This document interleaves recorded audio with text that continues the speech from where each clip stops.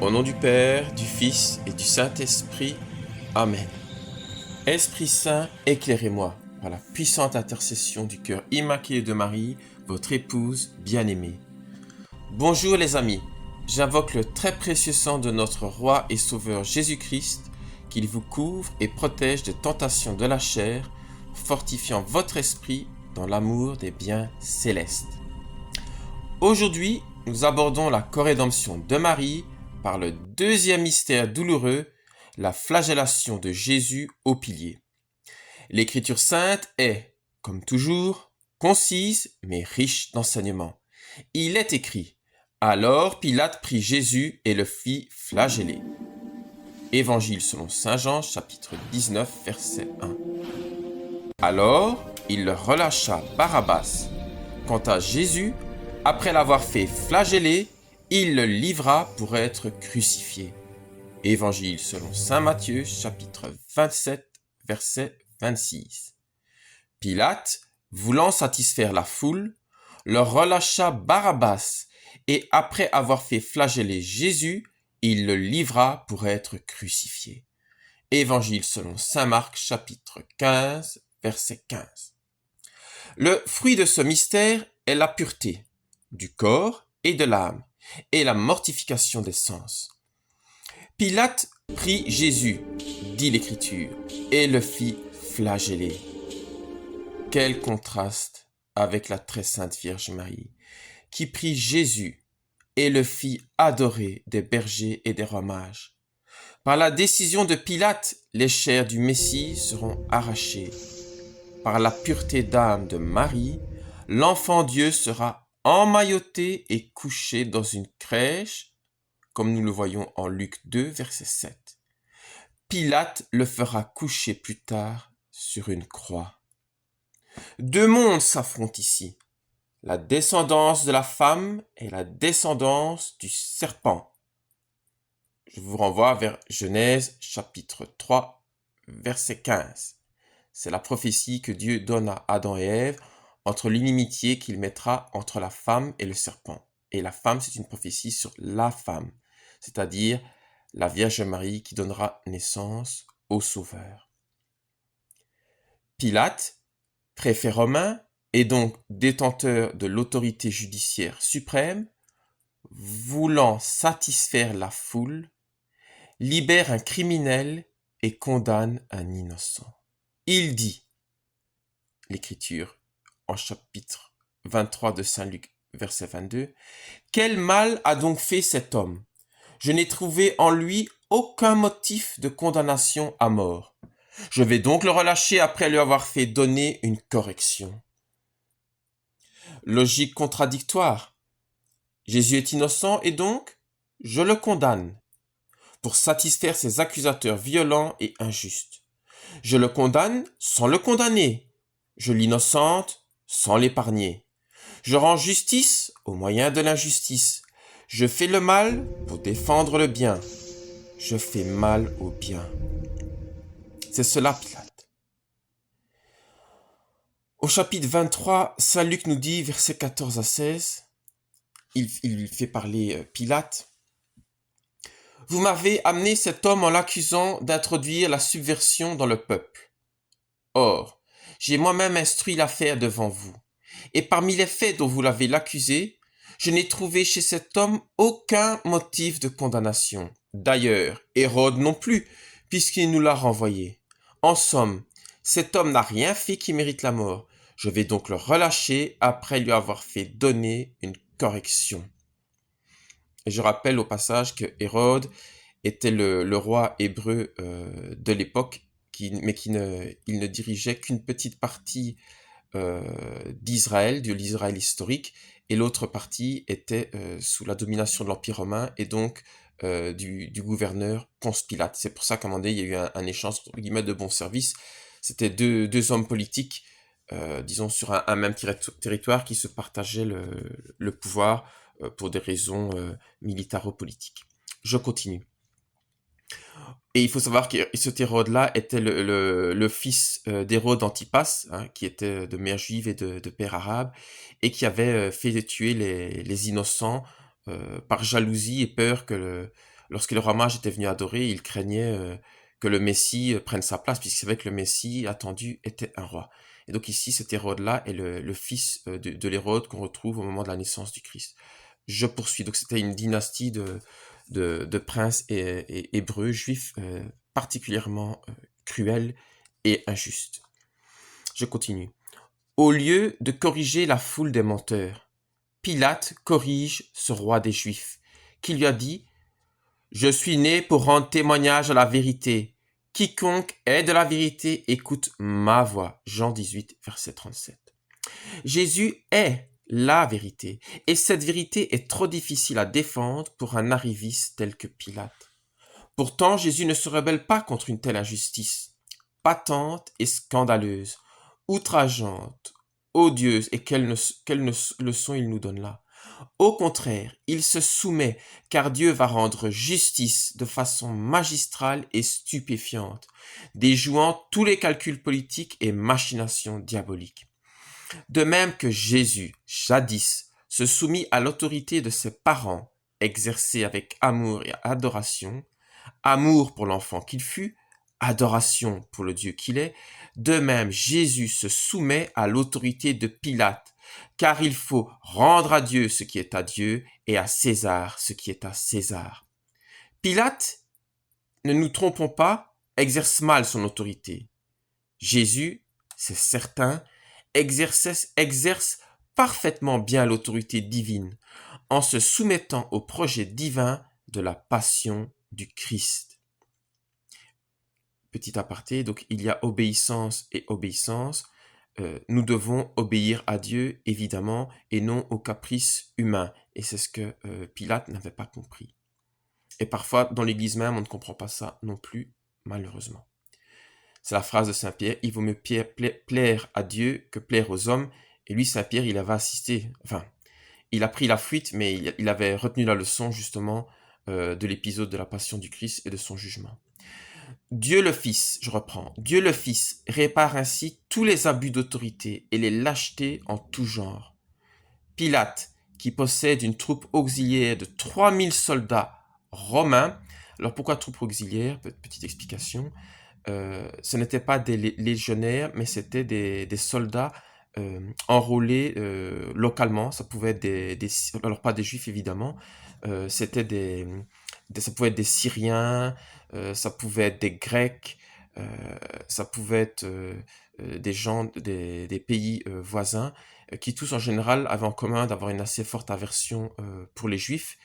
Et ils étaient donc enrôlés comme ça, comme troupes auxiliaires. Israël n'était pas considéré comme une partie très importante de l'Empire romain.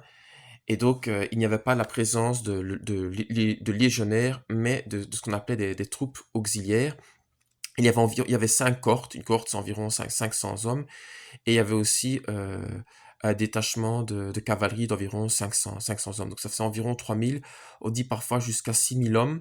Voilà, ça c'est l'effectif dont bénéficiait Ponce Pilate. Et sachant qu'une cohorte avait 5 à 6 centuries, et une centurie c'est environ, intuitivement on pensera à 100 hommes, mais c'est plutôt 80 hommes. Et le chef de cette centurie était un centurion, et au-dessus du centurion il y avait un tribun. Et en fait, ceux-là pouvaient être romains, ça pouvait être des chefs romains. Donc la hiérarchie militaire est en général, pas toujours, mais romaine, et en dessous, c'était des engagés locaux. Je reprends.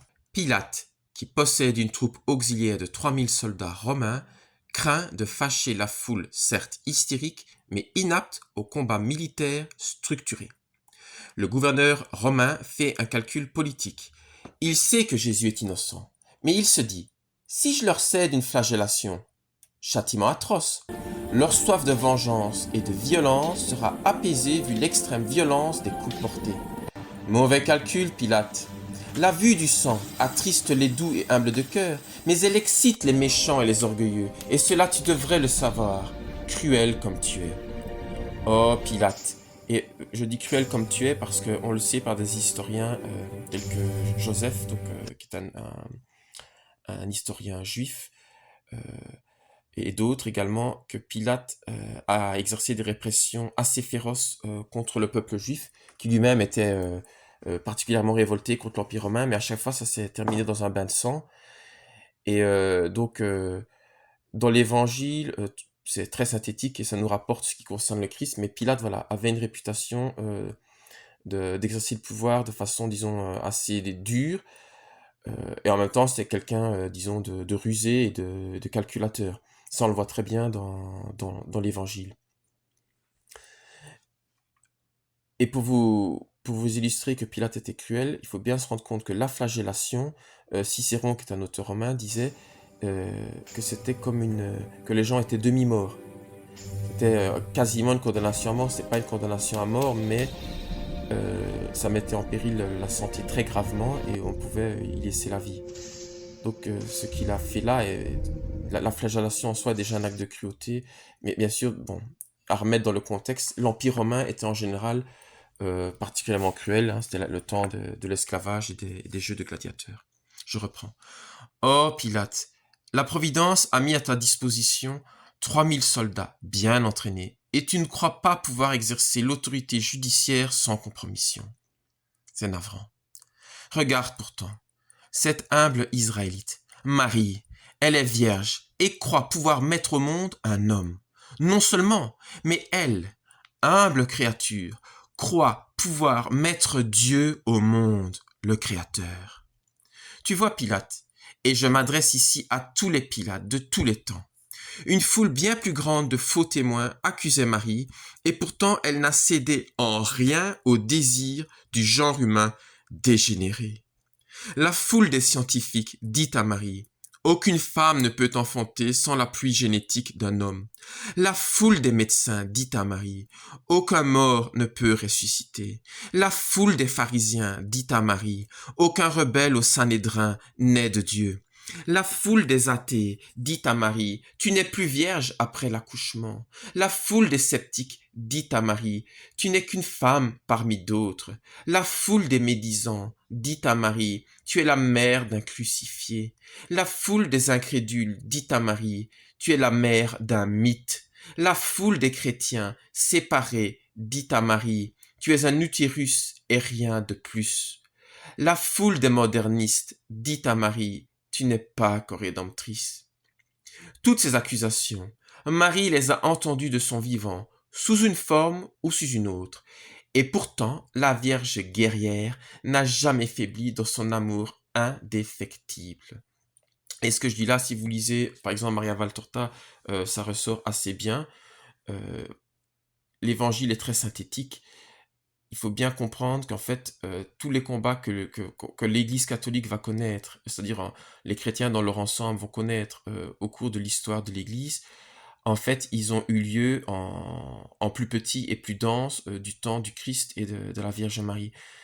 Et d'ailleurs, on voit bien, quand on prend par exemple les sociétés maçonniques, on retrouve leur embryon du temps de Marcion, du temps d'Arius, du temps de Simon le magicien, de l'Égypte, hein, si on remonte du temps de Moïse, ou de Babylone.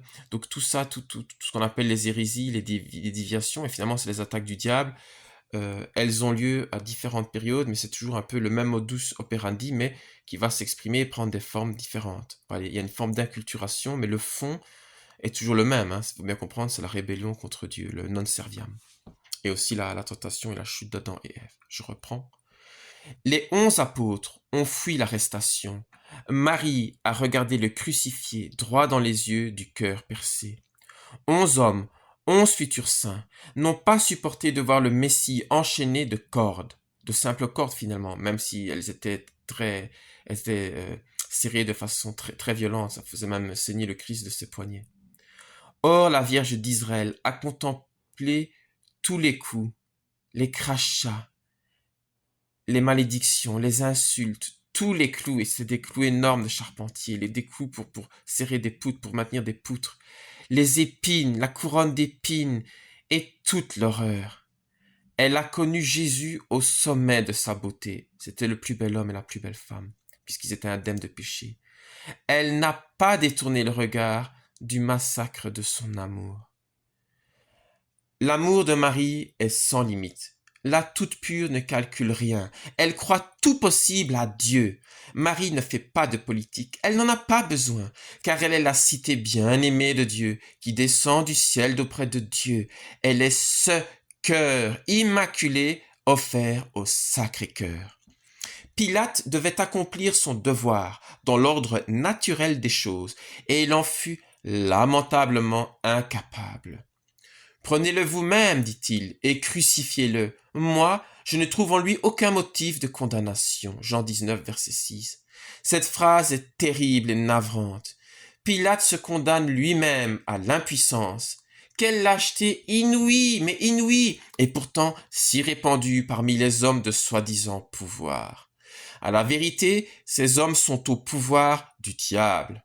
Marie, elle, fut fidèle à sa mission de maternité divine au-delà de l'imagination humaine. Sans la révélation, il n'est pas possible de contempler les gloires de Marie. Le Magnificat dit tout, révèle, annonce tout. Elle chante, c'est la très sainte Vierge Marie qui chante en Luc 1, verset 52. Il a renversé les puissants de leur trône et élevé les humbles. Pilate est renversé devant l'histoire. Il sera exilé et poussé au suicide en Gaule. Tandis que Jésus est élevé pour l'éternité. Marie, pleine de grâce, parfaitement humble, contemple et garde tout dans son cœur immaculé. La Vierge accompagne ce renversement eschatologique magistral, de telle sorte qu'elle est co-rédemptrice du début à la fin de l'histoire. La mortification des sens, c'est-à-dire le fruit du deuxième mystère douloureux, chez Marie, va jusqu'au libre don de son Fils. Il faut bien comprendre que non seulement, Jean 3, verset 17, je cite, « Dieu a envoyé son Fils unique afin que le monde soit sauvé par lui. » Je répète, Dieu a envoyé son Fils unique afin que le monde soit sauvé par lui. Non seulement, mais la servante du Seigneur a dit oui à tout. La crèche, l'Égypte, Cana, le calvaire, le Golgotha, le tombeau, la Pentecôte, l'accouchement et l'accompagnement de l'Église primitive dans des conditions de stress et persécution invraisemblables. Elle est la femme du fiat permanent et inconditionnel. Marie ne monnaie pas son assentiment à la volonté divine. C'est pourquoi chaque mystère du rosaire est la méditation d'un épisode de la vie du Christ avec les yeux et par le cœur immaculé de sa très sainte mère. Jésus ne va jamais sans Marie. Si on a compris qui est Dieu, le Dieu incarné de la Sainte Famille. Celui qui meurt sur la croix avait un père putatif et une mère biologique. Marie, au pied de la croix, offre avec Jésus le sacrifice. Elle donne tout ce qu'elle a dans le cœur. Elle devient ainsi plus pure que pure, immaculée de naissance et dès la conception. Ce sacrifice qu'elle offre à la justice divine, envers et contre toute injustice humaine, rend à son âme un éclat unique, une caractéristique unique, une perfection unique. Ni ange, ni saint n'approche d'un tel prodige. C'est le mystère des mystères. Récitez plusieurs fois les litanies de la très sainte Vierge Marie. Vous serez encore loin du compte. Les chefs d'État, les représentants et détenteurs d'un certain pouvoir, les juges, les chefs religieux aussi, bref, les grands de ce monde, feraient bien de remettre leur pouvoir et leur jugement entre les mains immaculées de la Mère de Dieu, afin de ne pas succomber aux tentations. Entre les mains éducatrices de Marie, Pilate aurait acquis la trempe d'un Clovis, et le Dieu de Clotilde lui aurait donné la victoire sur lui-même, sur ses peurs, son manque de courage, son indécision. C'est ce qui différencie les rois de droit divin des vulgaires représentants de l'empire du prince de ce monde.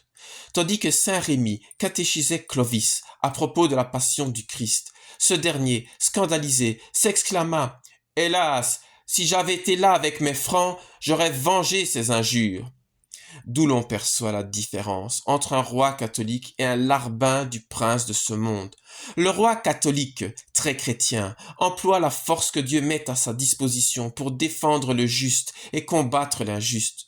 La bataille de Tolbiac est un tournant non seulement dans l'histoire de France, mais dans l'histoire du monde. Dieu de Clotilde, s'exclame Clovis. Si tu m'accordes cette grâce de la victoire, je croirai en toi et me ferai baptiser en ton nom. Comme au pont Milvius pour Constantin le Grand, un homme de pouvoir, en l'occurrence Clovis, cesse de s'appuyer sur sa seule force physique, sur ses seuls moyens humains, abandonne le raisonnement humain et invoque la grâce divine. La puissance païenne est morte et enterrée. C'est la naissance de la nation très chrétienne. Il fallut 3 siècles à Rome et 5 à la Gaule pour dépasser l'impuissance où mènent les jugements erronés de Pilate. Dieu premier servi. Jeanne d'Arc, ça c'est le slogan de Sainte Jeanne d'Arc, est l'accomplissement, donc Sainte Jeanne d'Arc est l'accomplissement ultime de la bravoure catholique. Le couronnement du droit divin par-dessus les contingences humaines. L'histoire de France est la prolongation de l'histoire biblique pour enfin réparer l'outrage du déicide. Le régicide, direz-vous, est une parenthèse qui va bientôt se refermer. Vendredi Saint n'est pas loin de la Pâque. La mortification des sens est nécessaire, inévitable, mais le but, c'est la pureté d'intention, non pas la mort et l'ensevelissement. Marie est reine de France. Aidons à propager le dogme à venir de sa corrédemption, et Dieu nous le rendra bien au jour du jugement des nations. Dieu de Clotilde, donnez-nous la victoire.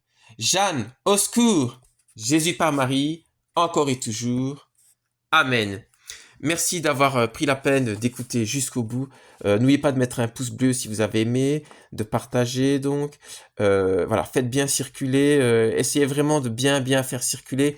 J'ai pas beaucoup les algorithmes de YouTube ne sont pas très favorables. C'est pas des sujets que YouTube en général cherche à favoriser, même si parfois il peut les passer. Mais voilà, faites bien circuler et aider à faire connaître. Merci beaucoup. Comme je vous ai dit, je prie pour chaque personne et j'invoque le précieux sang sur chaque personne qui aura pris la peine d'écouter cette vidéo. Et de même, si vous voulez faire une prière pour moi, merci beaucoup. À bientôt pour le 3e mystère douloureux, si Dieu le veut. Amen.